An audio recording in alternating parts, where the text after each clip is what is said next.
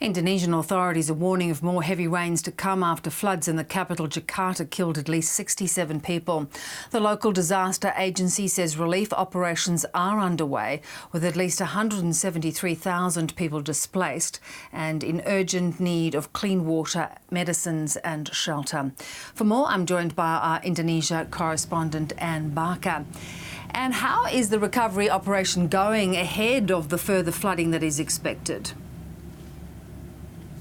Bev, these are now the worst floods that Jakarta has seen for about 13 years, since 2007, when about 80 people died. As you say, the death toll this year is now 67 and still possibly to rise. Now, last week, after the floodwaters on New Year's Day, most of the activity was in Jakarta, where most of the floods were, and a lot of people were displaced. But in the last few days, there have been quite massive landslides in the areas sort of southwest of Jakarta. President Jokowi, the Indonesian president, went down to that area today. It's about 100 kilometres southwest of Jakarta.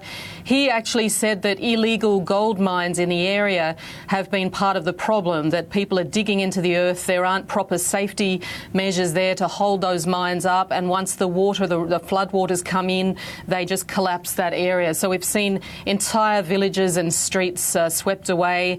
There are massive earth-moving equipment and machines there trying to find people under the rubble. Most of those people, if not more than half of those people killed, I would imagine, have come from that area of landslides where about 1,000 or more houses have been swept away, bridges have collapsed. There are massive rivers that are moving very quickly. And yesterday we heard that still some people were missing. There's been no word that those people have been found. As I say, I think that death toll could quite possibly rise. So, and it would sound as if those landslides now have really hindered efforts to try and reach people in need. Yes, as I said, there have been continual rains actually in the last few days, exacerbating that situation down in the Lebak area and Sukajaya. That's a very large area, district sort of southwest of Jakarta. In the last few days, in fact, the army and some of the aircraft in Jakarta have been sent up to do cloud seeding, which is where they send flares of salt into the clouds to dump rain on another area. So some of these clouds, for example, were between Sumatra and Java.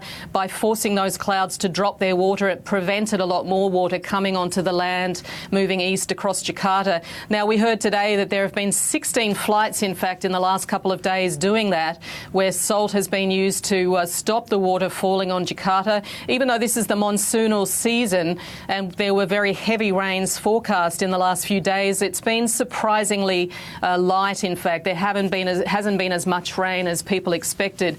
Now, whether that can continue for the next week or two while some of that earth-moving equipment is used to find people, that remains to be seen. Have they been able to mitigate against the threat of disease?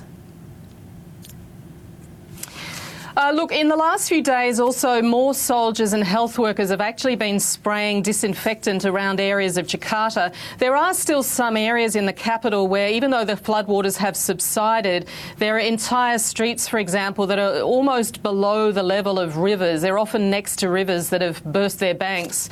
And particularly in those areas, we've seen disinfectant sprayed to stop the spread of typhoid, some waterborne diseases. I imagine they've been fogging also for mosquitoes. Dengue fever was a serious problem here last year. With the level of rain that we've seen already this wet season, I imagine it will be another problem this year. So there have been efforts to try and stop the spread of disease. There's also been talk of trying to improve the drainage system in Jakarta. It's also another major factor in these floods. Jakarta is said to be the fastest sinking city in the world because of the use of groundwater. Areas of the city are falling by about 25 centimetres a year. So there's been a lot of frustration among people in Jakarta that the government is not doing more to improve or upgrade the drainage system, some of which goes back to the Dutch era, soon around the time of World War II. There are a lot of things that people would like to see done to try and mitigate the floods, not just this year, but into the future.